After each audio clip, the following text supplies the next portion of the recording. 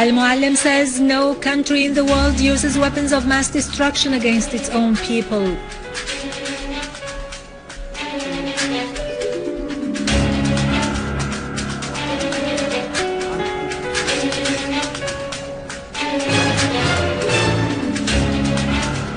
Al-Muallim says, I challenge anyone who accuses the Syrian armed forces of using chemical weapons to present the proof to the public opinion.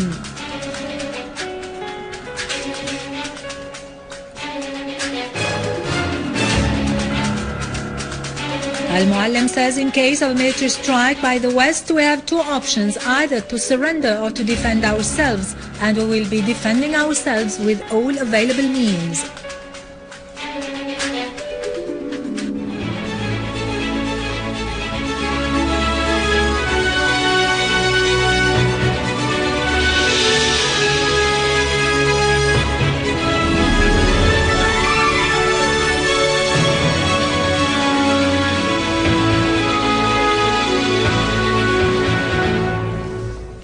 Good afternoon, ladies and gentlemen, and welcome to our news for today.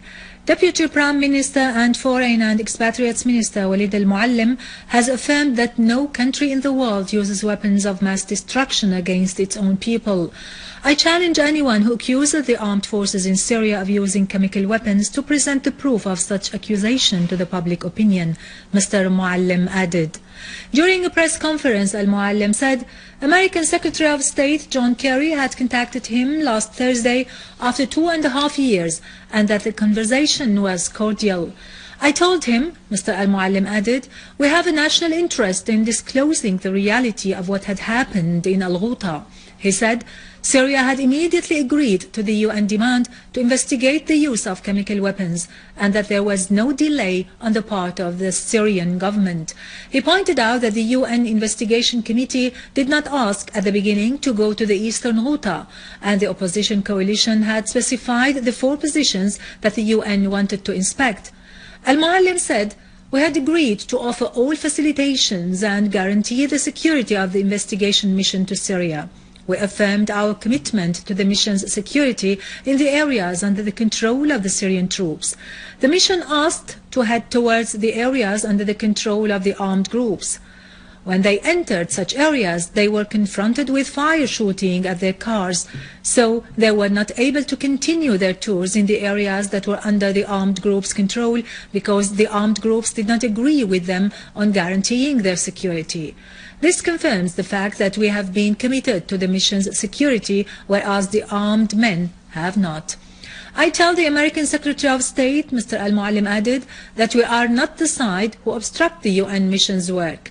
What the US administration's officials circulate about the use of chemical weapons is categorically false. We have dealt with the investigation committee with transparency and commitment in order to reveal the truth.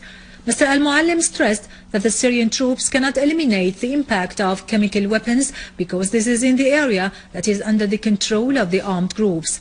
If they want to launch an aggression in Syria, Al-Muallim added, they should avoid the pretext of the use of chemical weapons because it is weak and inaccurate. If the objective of their campaign is to morally affect the Syrian people, then they are wrong. I defy them to show what evidence they have. Mr. Al-Muallim said, in case of a military strike, we have 2 options, either to surrender or to defend ourselves. We will be defending ourselves with all available means, Mr. Al-Muallim asserted. He pointed out that the Syrian-Russian coordination at the political level happens almost every day, and the 2 countries' relations are historical, and Russia is part of Syria's steadfastness. He added that there is full coordination with Iran, and they know that what is happening in Syria and Iraq is an implementation of a planned policy since 2009 to get to Tehran. About the American stand concerning the Geneva conference, Al-Muallim said, since the beginning, we have suspected the American intentions towards the conference, and we told the Russian friends that we trusted them, but we did not trust the USA because it did not want a political solution, and the reason was simple. It was because Israel did not want such a solution. It wanted violence and terrorism to continue.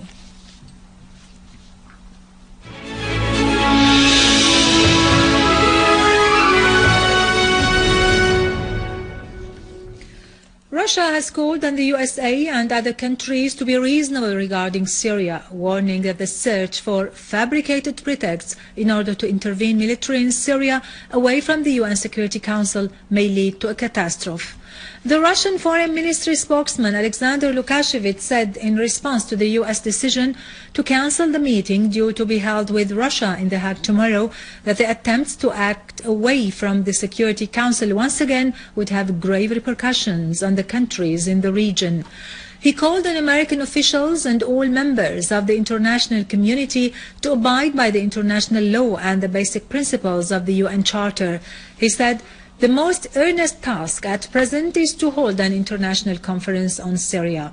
On his part, Russian Deputy Foreign Minister Gennady Gatilov expressed regret over Washington's decision to cancel the bilateral meeting. He added that the work to find criteria for a political settlement in Syria was very useful, particularly that a military campaign currently looms in the horizon. Iran has said the repercussions of any military action against Syria will not stop at the Syrian borders, but will go beyond to cover the region as a whole. The spokesman of the Iranian Foreign Ministry, Abbas Araghchi, said any military intervention in Syria would serve the interests of the Israeli entity. He pointed out that his country would conduct intensive talks to contain the crisis that will only be solved through dialogue. Araghchi said the armed terrorist gangs were the ones who used the chemical weapons in Syria, referring to the presence of evidence and indications that confirm such accusation.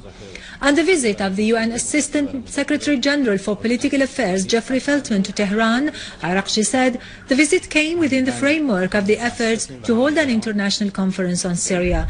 He added that the Iranian officials whom Feltman met had reiterated to him their country's stand regarding the crisis in Syria and Iran's warning against the repercussions of any military action there.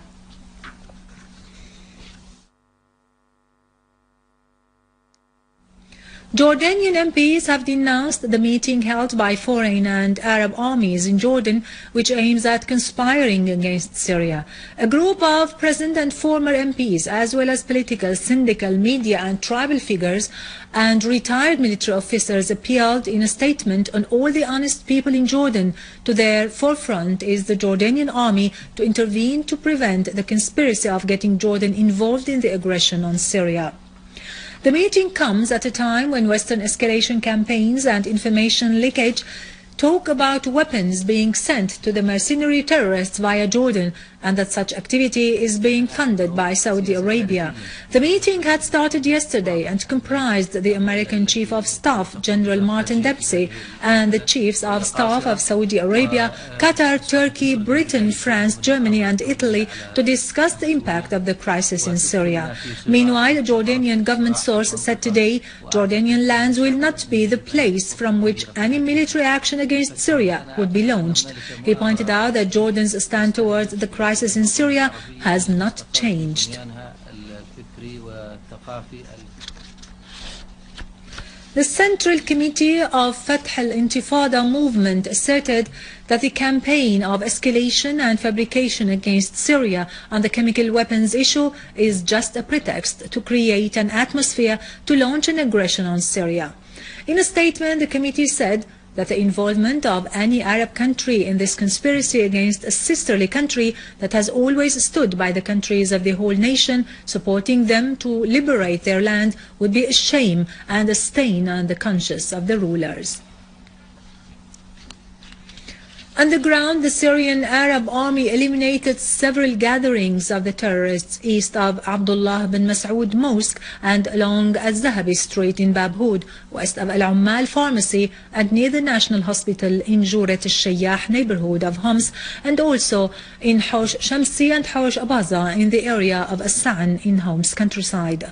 Our armed forces also killed many terrorists and injured several others near the post office and Mahmoud Mosque in Ar-Rastan, the Old District and the roundabouts in Taldao, in addition to destroying a rocket launcher for the terrorists east of Tel Bise. Russia sent today a plane carrying 20 tons of humanitarian aid to the Syrian people. This batch of assistance is added to other previous batches presented by the Russian people to support the Syrians. The assistance was gathered at the initiatives of individuals and social organizations in various Russian cities expressing solidarity with the Syrian people. With this, we end our news for today. Thank you for watching. For more details about Syria and the region and to view this bulletin again, you can always visit our website in English, syriaonline.sy. Now to latest business and market news with Nariman Qassam, but after a short break.